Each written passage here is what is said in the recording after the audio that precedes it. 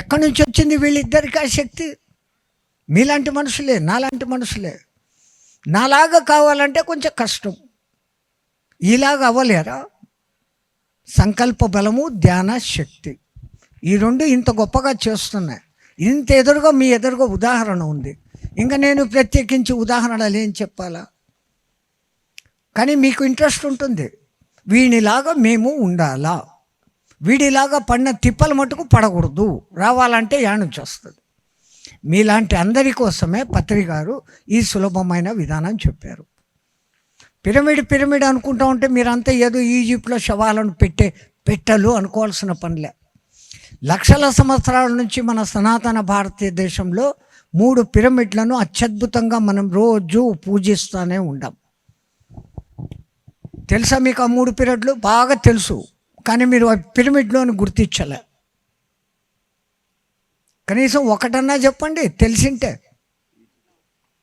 కైలాస మానస పర్వతం పిరమిడ్ కాదా అది? బాగా చూడండి. మనం రోజు పూజలు చూసుకునే మాతలు ఇంతమంది ఉన్నారు. శ్రీచక్ర మేరువును పూజలు చేస్తారే, అది ఏ ఆకారంలో ఉంది? పిరమిడ్ లాగా లేదా? ప్రతిరోజు మనం గుళ్ళకు పోతామే ఆ లయానికి. ఆ లయం లోపలికి పోయినాక ఏముంటుంది? గుడి లోపల గర్భగృహం ఉంటుంది. ఆ గర్భగృహం ఎట్లుంటుంది? చదరంగా ఉంటుంది. పైన గోపురం ఎలాగుంటుంది? అంతస్తులుగా ఉంటుంది. ఎట్లాగైతే శ్రీచక్రం నవార్ణవంగా ఒక్కొక్క అంతస్తు మేరువుగా ఉంటుందో, మన ఆలయాల గర్భగృహాలు కూడా అలాగే ఉంటాయి. ముందేమో దాని పేరు బయట ఉండేదాన్ని ఆలయం అంటారు, లోపల ఉండదాన్ని గర్భగృహం అంటారు. విశ్వశక్తి అంతా ఆ గర్భగృహంలో నుంచి నలువైపులకు ప్రసరించే విధంగా మన పూర్వీకులు అత్యంత పకడ్బందీగా కొన్ని లెక్కలు ఆధారం చేసుకొని దాన్ని ఆగమ శాస్త్రాలు అని చెప్పి ఆ నిర్మాణాలు చేశారు. ఆ శ్రీచక్ర పూజలు చేయిస్తున్నారు. ఈ రెండిటిని ఆధారంగా ఈ కొలతలతోనే ఆ దిక్కుమాలిన పిరమిడ్లు కట్టబడినాయి. అంతే తప్ప ఆ పిరమిడ్లకు ఈ పిరమిడ్లకు ఏమాత్రము లోటు లేదు. మనం పూజించే ఆ 3 రకాల అతి శక్తివంతమైన పిరమిడ్లే ఇప్పుడు మనము కూర్చొని చేస్తున్న పిరమిడ్లు. ఆ పిరమిడ్ ఎంత మాయ చేస్తుందో అనేది మేమే ఉదాహరణ. మేమంతా వందల సంవత్సరాలు తపస్సు చేసి నానా తిప్పలు పడి మా పూర్వీకులు మాకు బోధించింది. 70 ఏళ్ళుగా నేను సాధన చేస్తూ ఉంటే ఈరోడో వచ్చాడు కొత్తగా, ఆ పిరమిడ్లను పట్టుకొని వచ్చి కూర్చోబెట్టి కళ్ళు మూసుకోండి, ఇష్టం వచ్చినట్టు కూర్చోండి, మీకు జ్ఞానం వచ్చేస్తుంది అంటున్నాడే.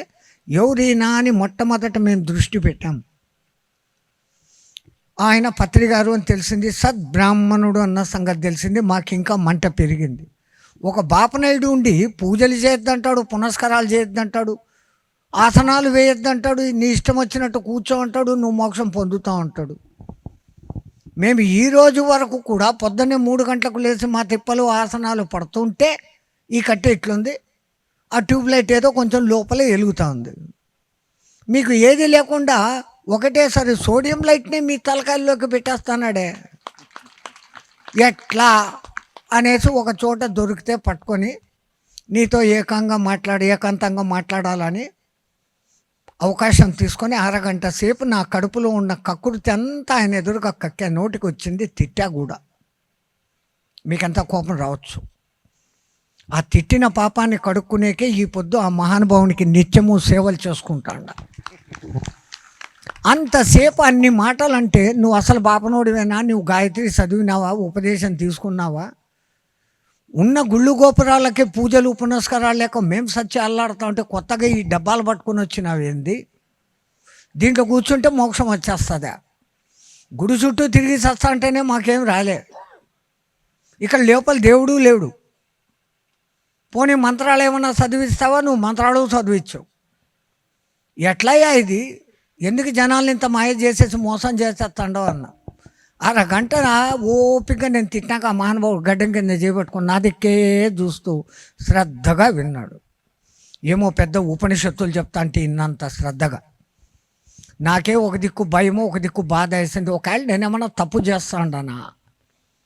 అప్పుడు ఆయన అన్న టైం చూసుకుని, నువ్వు వచ్చింది 2:30 అయింది, అంతా అయిపోయిందా? ఇంకా ఏమన్నా ఉందా? ఇంకా ఏమన్నా చెప్తావా అన్నాడు. మొత్తం ఎంటీ అయిపోయింది కదా, ఏం లేదు అన్నా. సరే నువ్వు అరగంట మాట్లాడినావు, నేను మాట్లాడతా. నువ్వు మాట్లాడినప్పుడు నేను మధ్యలో ఏం మాట్లాడలే. ఇప్పుడు నేను మాట్లాడతాను, నువ్వు నేను చెప్పింది వింటావా అన్నాడు. వినాలి కదా మరి. ఓకే చెప్పు అన్నా. ఏం లేదు, అక్కడ ఒక చిన్న పిరమిడ్ ఉంది, అరగంట నా కోసం లోపల కూర్చొని బయటికి రా, నీకు పిరమిడ్ అంటే అర్థమవుతుంది. ఎందుకంటే నువ్వు ఇంతకుముందు ఏదేదో సాధనాలు చేసిండవు, నీకు బహుశా ట్యూబ్ లైట్ వెలగచ్చు అన్నాడు. ఇంత చెప్తే ఇంత చేస్తే అసలు ఇంతమందితో పేరు ప్రఖ్యాతులు ఉన్న మనిషిని ఇన్ని మాటలంటే కూడా ఏమీ నన్ను తిట్టకుండా లోపల పోయి కూర్చోమంటున్నాడు. మళ్ళీ దాంట్లో అంత చిన్న పిరమిడ్లో కూడా లోపల బాగా ఏసీ ఉంది.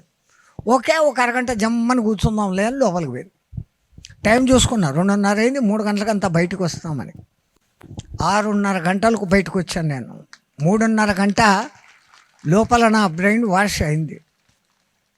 అంటే కొంచెం గొప్ప చెప్పుకునే విషయం ఏంటంటే, మాకు ఇంతకు ముందే కుండలిని అనుభూతి ఉంది కాబట్టి మామూలుగా బయట కూర్చుంటే మాకు ఒక అరగంట తర్వాత కొన్ని రకాల క్రియలు, 3 రకాల బంధాలు, ఉడ్డియాన బంధం, మూలబంధం, జాలంధర బంధం లాంటి తిప్పలు పడి ఈడా పింగళ నాడుల్లో గాలిపోకుండా సుషుమ్నలోకి పోవాలా. ఈ మాటలు ఒకటే అర్థం కాదు, ఇవన్నీ చెప్పాం ప్రయోజనం. ఇంత తిప్పలు పడి 1 గంట సేపు ఆ సాధన అంతా చేస్తే అది మెల్లగా టింగ్ టింగ్ అని లేస్తుంది. నేను కూర్చున్న అరగంట లోపలనే అది టింగ్ అని కాదు, నెత్తి పైకి కూడా పోయి నేనే గుర్తించలేని స్థితికి వచ్చింది.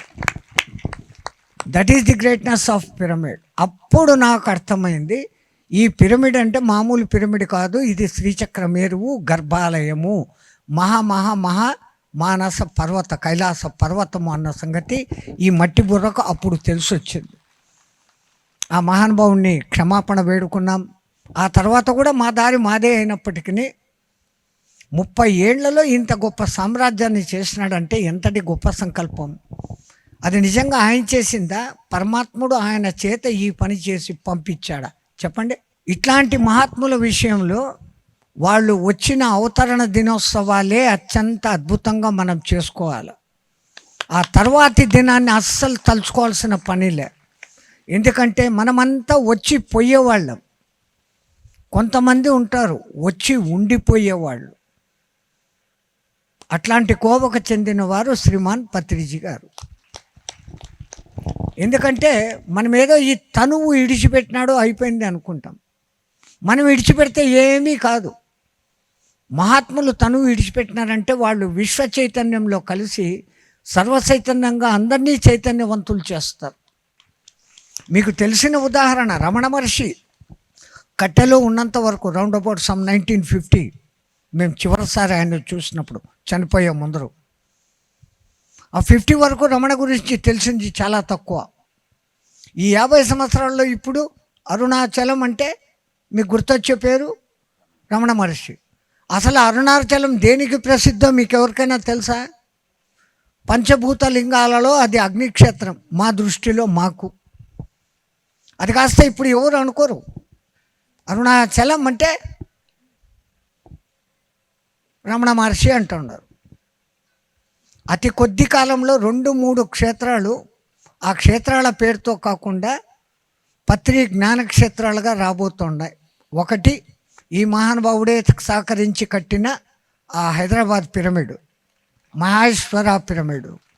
ఇప్పుడు తాను కట్టబోతున్న పిరమిడ్ అది ఇంటర్నేషనల్ టూరిస్ట్ స్పాట్ అవుతుంది. ఇంకోటి ఈ మహానుభావుడు కట్టిన మానస సరోవరం. ఎంతమంది మానస సరోవరానికి పోయారబ్బా మీలో? ఇప్పుడు అందరూ పోవచ్చు. మీకు దగ్గరలోనే విజయవాడలో ఉంది. అందరినీ వరిష్ఠులను చేసేది ఇక్కడ ఈ మహానుభావుడు కడుతున్నాడు. ఇంకా జస్ట్ 1 year ఉండొచ్చు. 1 సంవత్సరం మీరు ఓపిక పడితే అందరిలోకి వరిష్ఠులుగా మారేది వశిష్ఠ తత్వం అంటారు. అంతటి పావన గోదావరి తీరంలో అంతటి అద్భుతంగా ఇది నిర్మాణం అవుతుంది. తో పత్రిజీ లేరు అన్న మాట, అసలు ఆ మాట నా నోట్లోంచి రావడమే తప్పు, మీరు అనుకోవడమే తప్పు. ఆ పత్రిజీ ఇప్పుడు విశ్వవ్యాప్తమై ప్రత్యేకంగా ఒక 3 కేంద్రాలలో ఆయన 3 లక్షణాలు, ఆయన 3 సాధనలు. ఆయన ఏమంటున్నారు? ధ్యాన జగత్, అహింస జగత్, పిరమిడ్ జగత్ అన్నారు. ఆ మూడు కేంద్రాలుగా భవిష్యత్తులో భాషించబోతున్నాయి. కానీ మనకంతా ఉండవలసింది పత్రిజీ గారి మాటల మీద విశ్వాసం. బయటికి మీకు తెలియకపోవచ్చు, కానీ పత్రిజీ గారి అనంత ప్రణాళికలో మీ అందరి చేత కూడా ఆయన అష్టాంగ యోగమే చేయిస్తున్నాడు. మీరు గమనించారో లేదో, మీకు తెలుసో లేదో. అష్టాంగ యోగం గురించి మీకు అంతా తెలుసా? మళ్ళా సగం మంది తెలియదు, సగం మంది తెలుసు అంటారా? మానవాళికి అంతా నువ్వు మేలు చేయాలని చెప్పేసి పాణిని మహర్షి ఎంతో ధ్యానంతో సూక్ష్మంగా అష్టాంగ యోగాన్ని బయటికి తీసుకొని వచ్చారు. దాన్ని విపులంగా వ్యాపులంగా అందరికీ అందుబాటులోకి తెచ్చేదానికి పతంజలి మహర్షి అష్టాంగ యోగము 8 విధాలైనటువంటి స్టెప్పులు ఉంటాయి అంటారు. యమ, నియమ, ఆసన, ప్రాణాయామ, ప్రత్యాహార, ధారణ, ధ్యాన, సమాధి అనే 8 అంగాలతో ఏ స్టూడెంట్ అయినా ఈ 1వ తరగతి నుంచి 8వ తరగతికి చేరుకోవాలి. ఆ 8వ తరగతి పీజీనా, ఇంకా దాని తర్వాత మీరు ఏందో పెద్ద పేర్లు పెట్టినా, అది ఫండమెంటల్. ఇది పీజీకి మీరు చేసుకునే దానికి ముందర అవసరమైనటువంటి 7th స్టెప్ ధ్యాన. ఆ ధ్యానం మీద ఆ పరమాత్ముడైనటువంటి పత్రిజీ గారు ధ్యాస ఎక్కువ పెట్టి మనకు బోధించారు. ఆ బోధించడంలో కూడా ఎంత టెక్నిక్ వాడారంటే మీకు తెలియకుండానే అష్టాంగ యోగాలు మీరు సాధన చేయొచ్చు. మొట్టమొదటి యమ నియమాలు అంటే అంతరేంద్రియ బాహ్యేంద్రియ నిగ్రహం. ఈ 5 ఏళ్ళు జ్ఞానేంద్రియాలు అనుకోండి, ఈ 5 ఏళ్ళు కర్మేంద్రియాలు అనుకోండి. వీటిని రెండింటిని బంధించి పెట్టి నీ ఒళ్ళో పెట్టుకొని కూర్చో అన్నాడా లేదా? ఇప్పుడు మీకు ఆ 2 చేకూరినట్లేనా? యమ నియమాలు మీకు అబ్బినట్లే. సంకల్పశక్తి. భవిష్యత్తులో మీరు ఇంకా ఈ విధంగా ధ్యానం చేయండి, మీరు అష్టాంగ యోగం చేస్తున్నట్లే. యమ నియమాలు అయిపోయినాక ఆసనం. పతంజలి ఆసనమే అన్నాడు, కానీ 108 ఆసనాల్లో ఏ ఆసనం అని చెప్పలే. అందరూ ఆసనాల్లో కూర్చోలేరు. అందుకని మీకు సులభంగా పత్రిక గారు ఏం చెప్పారు? సుఖాసనం అన్నారు. కూర్చున్న తర్వాత కాళ్ళు మెలిపెట్టుకోండి అన్నారు. దీంట్లో టెక్నిక్, మనకు శరీరంలో ఎక్కడైనా కానీ రోమాలు మొలిచేదానికి అవకాశం ఉంది. రోమాలు మొలవని ప్రదేశం ఎక్కడుంటాయి? అరిచేతులు, అరికాళ్ళు. ఇవి భూశక్తి ఎప్పుడు ఈ అరికాళ్ళ నుంచి మనలో నుంచి శక్తిని, మనం గ్రహిస్తున్న విశ్వశక్తిని బాగా లాగేసుకుంటూ ఉంటాం. కాళ్ళు ఇప్పుడు క్రాస్ పెట్టి కూర్చున్నప్పుడు మీ అరికాళ్ళు భూమికి తగలవు. మీలోకి వస్తున్న విశ్వశక్తి భూమి లాగలేకుండా మీలోకి నిక్షిప్తమై మిమ్మల్ని శక్తివంతులను చేస్తుంది. ఇంకా తర్వాత ప్రాణాయామం.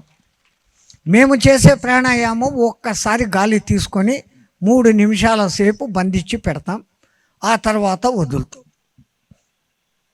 ఇవి చేయటంలో లాభం మాకేంటంటే ప్రతి మానవుడు కూడా 21,600 హంస జపం తనకు తెలిసి తెలియకుండా చేస్తూనే ఉన్నాడు. ఆ చేస్తున్న దాన్ని మనం ఎంత తగ్గించుకొని చేస్తే మన బ్యాంక్ అకౌంట్లో అంత ఉన్నట్లు. మహాసాధకన చేసిన మహానుభావులు 2 నిమిషాల సేపు ఊపిరిని బంధించి పెడితే 15 ఊపిర్లు ఆయనకు సేవ్ అయినట్లా లేనట్లా? అయినాయి కదా. మీరంతా ఇంత లోపల ఇప్పుడు నేను ముక్కు మూసుకొని 2 నిమిషాలు ఇక్కడ గాలిని బంధించి పెడితే ఈ లోపల మీరు 2 నిమిషాలలో 15 + 15 30 సార్లు గాలి పీల్చుకొని వదులుతున్నారు.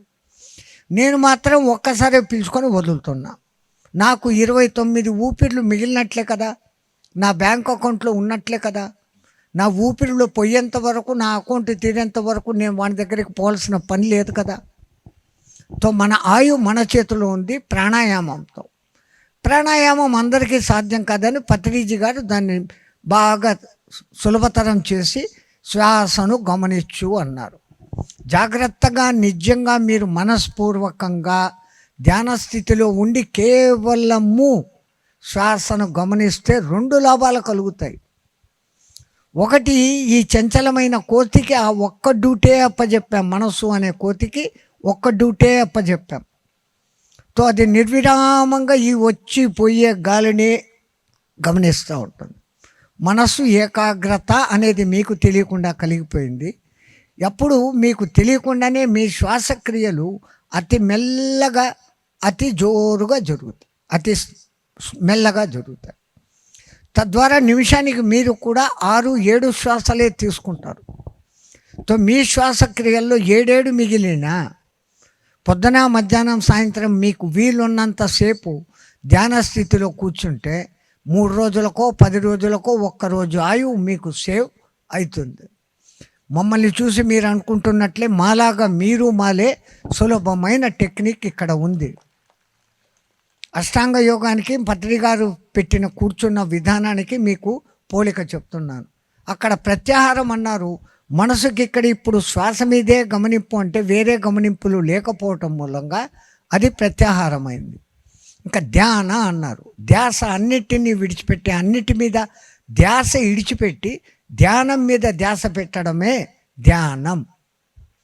మిగతా అన్ని విషయాల గురించిన పరధ్యానం ఏర్పడినప్పుడు ఏర్పడేది నిజమైన సులభమైన ధ్యాన స్థితి. ఈ ధ్యానం బాగా కుదురుకుంటే మీరు సమాధిలోకి పోతారు.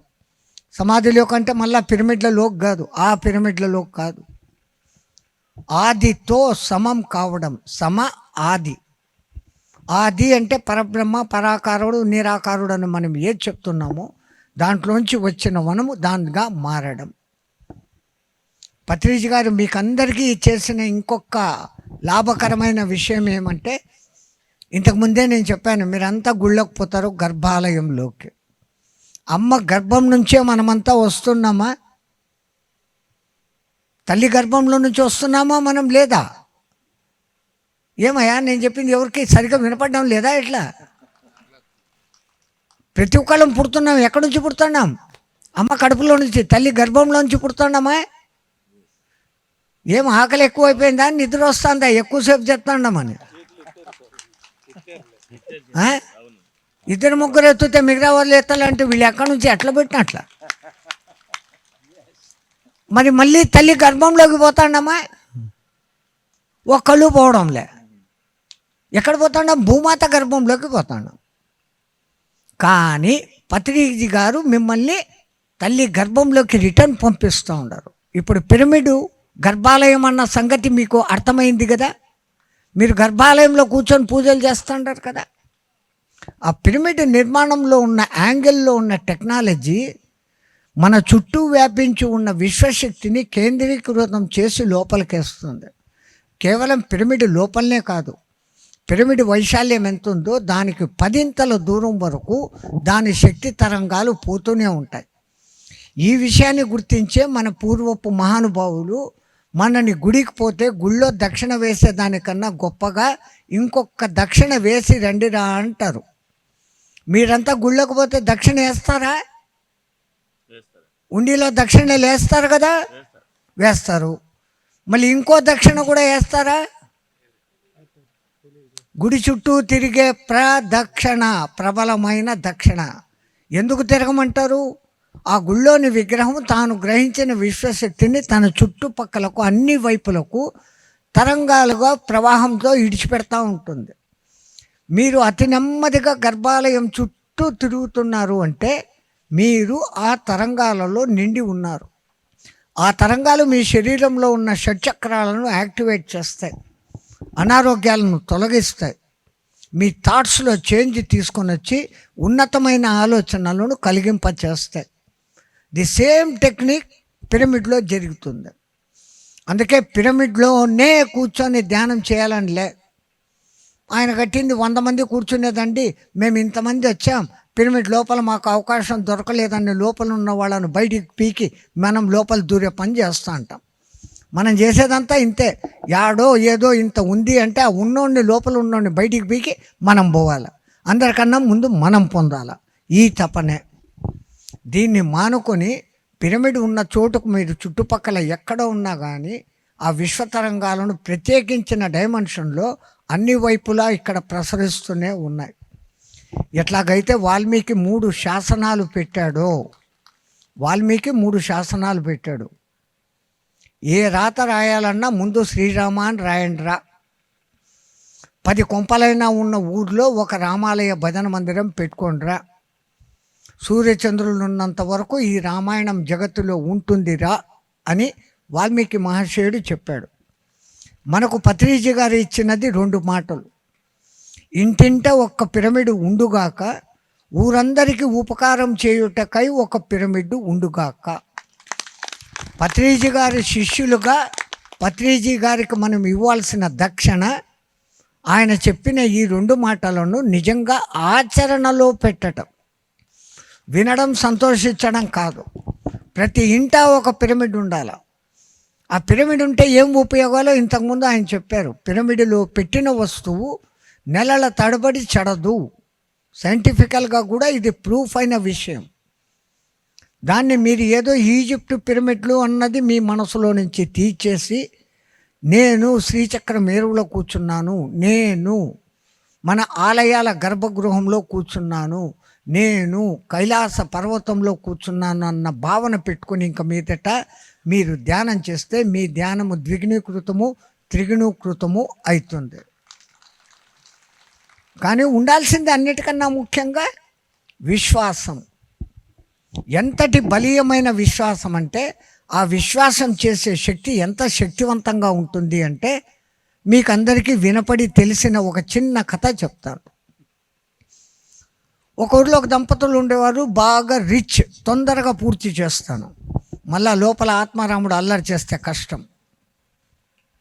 బాగా రిచ్, బాగా బ్రహ్మాండంగా సంపాదించుకున్నారు.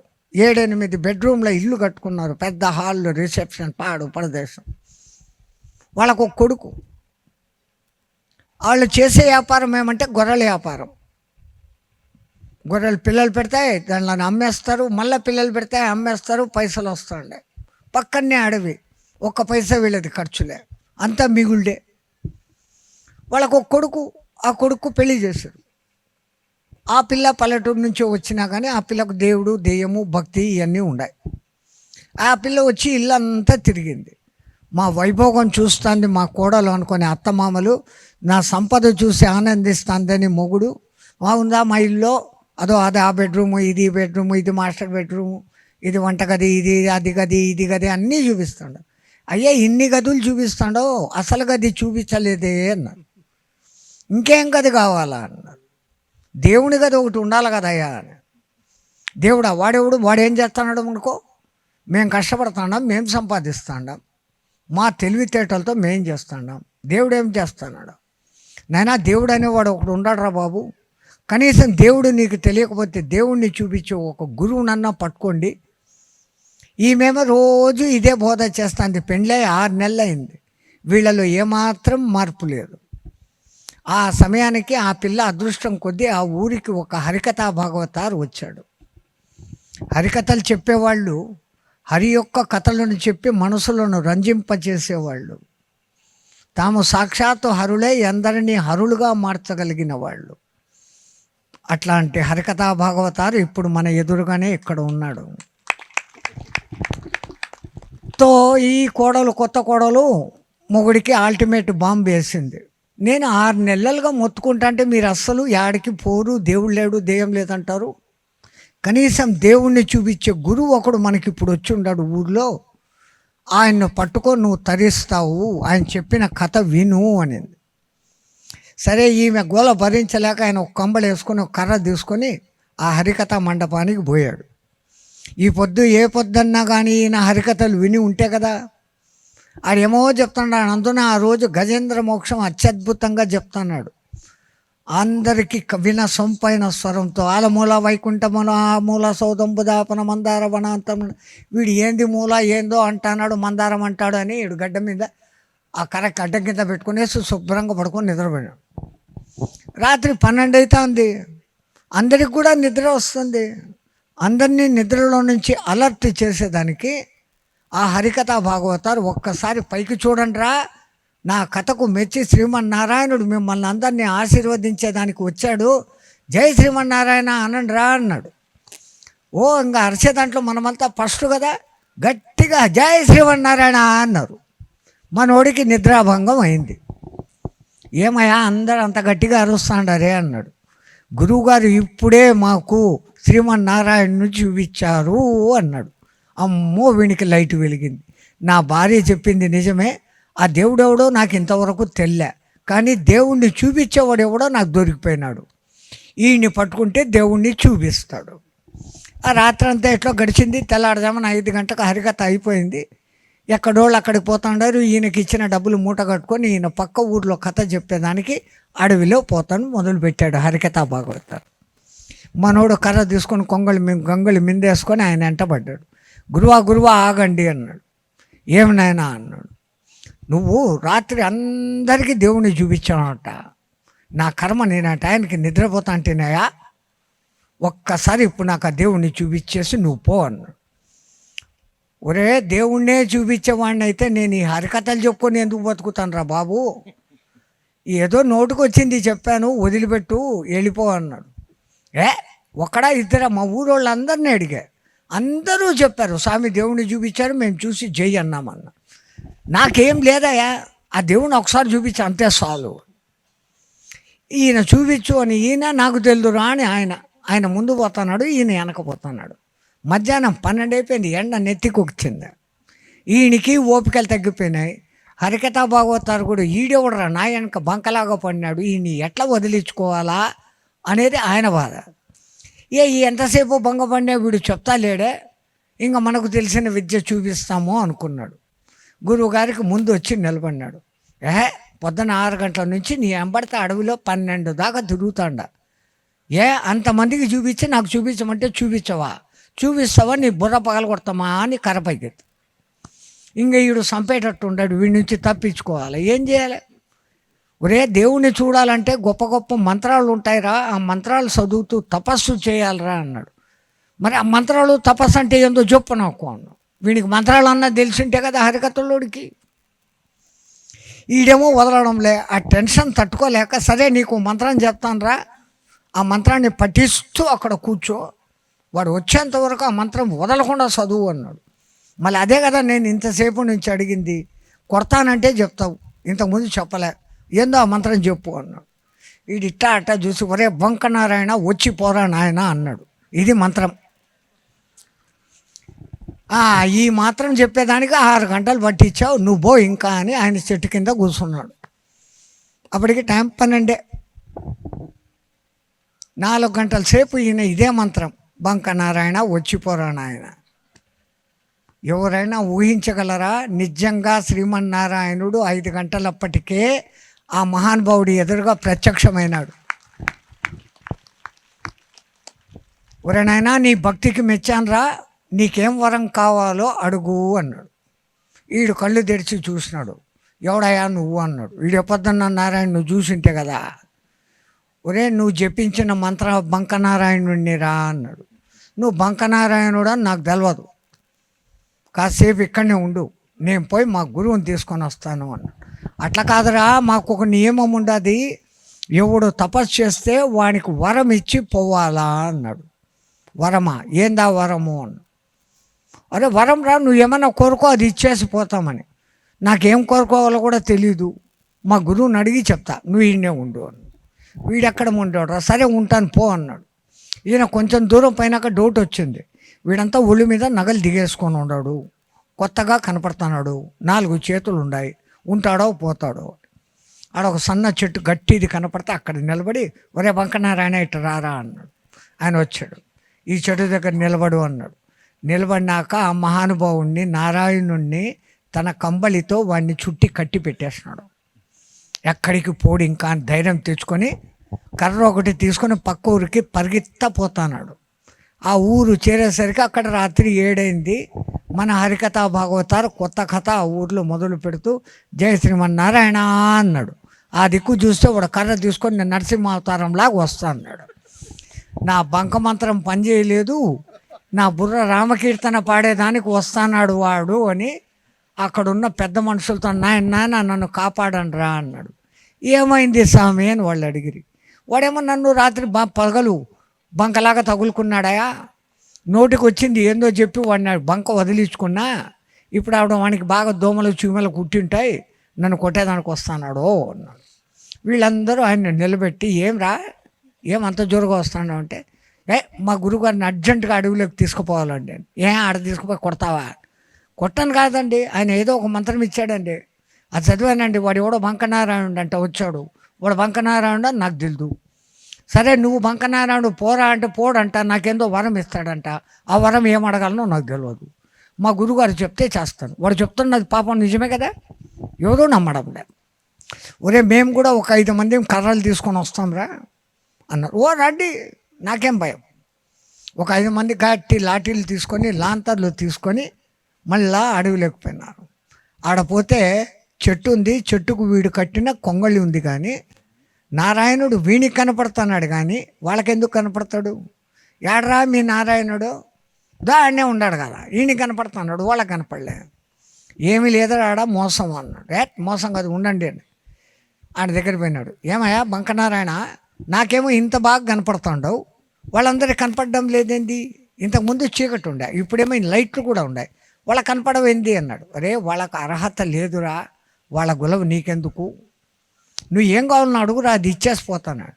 అట్లా కాదు, వాళ్ళకు కూడా కనపడతావో నీ బుర్ర పగలగొట్టమంటారు. అర్హత ఎంత మాత్రము లేని ఆ 5 మందికి ఆ హరికథా భాగవతారికి కూడా నారాయణ దర్శనం కలిగింది. ఎట్లా? గురువు నాకు ఒక మంత్రం చెప్పాడు, వాడు గురువు కాదు, గురువు కాని వాడిని గురువు అని నమ్మాడు. ఆ గురువు ఇచ్చింది మంత్రం అని నమ్మినాడు. నమ్మి ఆ గురువు దేవుడు ఇచ్చిన ఆ మంత్రము దేవుడు ప్రత్యక్షమైతే ఏమి అడగాలో కూడా కోరకుండా నిస్వార్థంగా నిస్సంకల్పంగా చేశాడు. మనమందరము ధ్యానము అట్లా చేయాలి. ధ్యానం చేసే ముందర ఒకే సంకల్పం పెట్టుకోవాలి.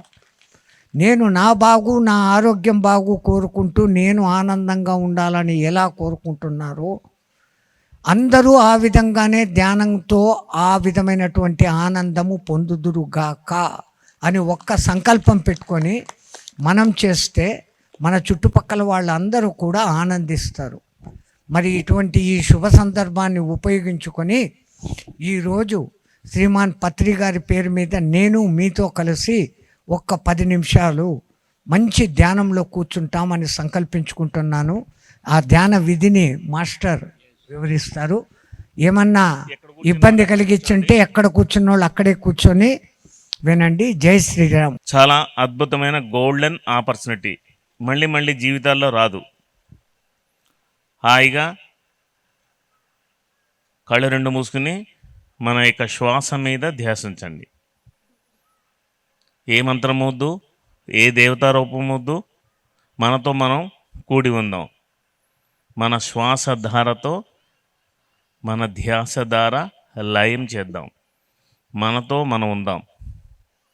ఎవరూ మాట్లాడద్దు, ఎటువంటి శబ్దాలు రాకూడదు. మహాత్ముల చెంత ధ్యానం అంటే అది పూర్వజన్మ సుకృతం.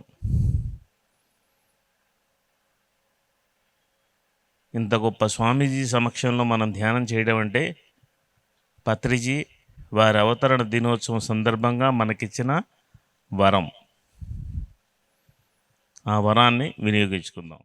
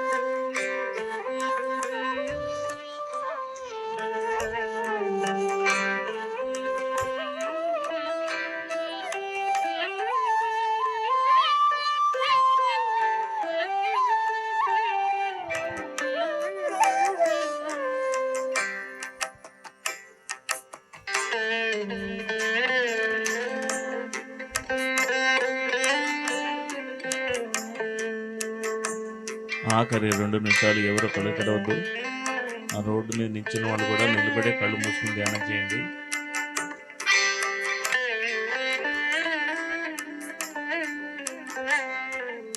పత్రిజీ వేణువులో మనం ధ్యానంలో సిద్ధమై ఉన్నాం. ఆఖరి 2 నిమిషాలు.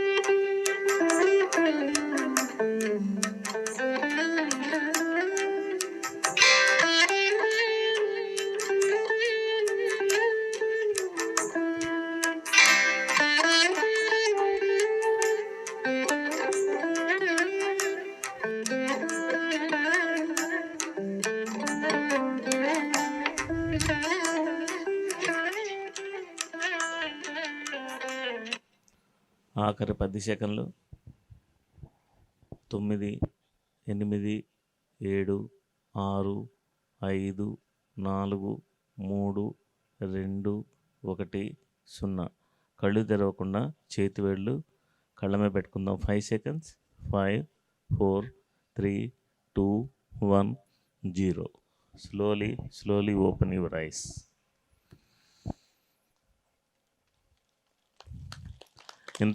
ఇంత అద్భుతమైన ధ్యానానికి గట్టిగా చప్పట్లు కొడదాం. మరి ఎంతో దూరం నుంచి ఇక్కడికి వచ్చి స్వామీజీ సదానందగిరి గారు మనకి చాలా అద్భుతమైన విషయాలన్నీ చెప్పారు. దాన్నిటికన్నా మించి వారి సన్నిధిలో అద్భుతంగా ధ్యానం చేసాం పత్రిజీ వేణుతో. దీన్ని మించిన బర్త్డే గిఫ్ట్ ఉండదు అనుకుంటా. We are very lucky people here. కనుక ఒకసారి లేచినిచ్చిన స్వామీజీకి మన కృతజ్ఞతలు కరతాళ ధ్వనులతో తెలియచేద్దాం.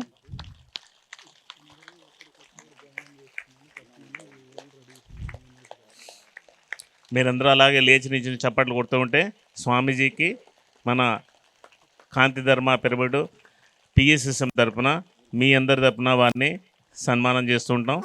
మీరు కిందనే చూస్తూనే ఉంటారు. మీరు చేస్తున్నట్టే మేము చేస్తున్నా. కానీ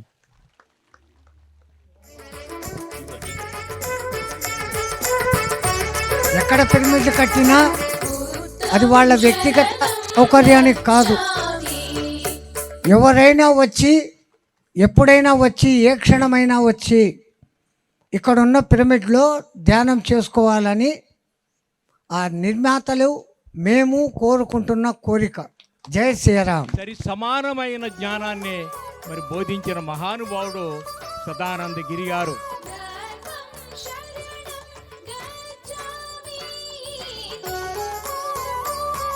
అందరూ గట్టిగా కర్తాడుదోళ్ళు.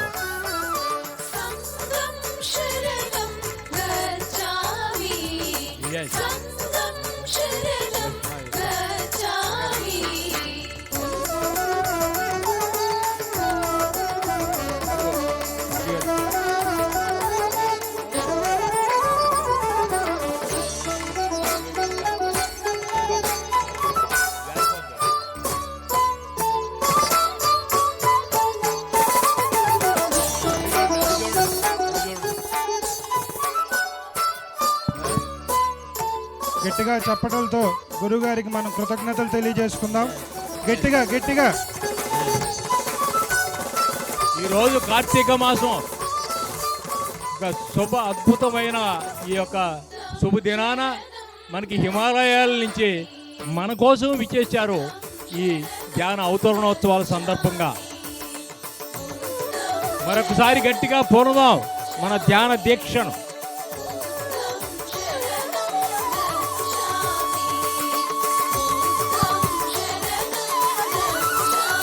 సాక్షాత్తు బ్రహ్మర్షి సుభాష్ పత్రిజీ సదానందగిరి రూపంలో మనకి ప్రత్యక్షమయ్యారు ఈరోజు.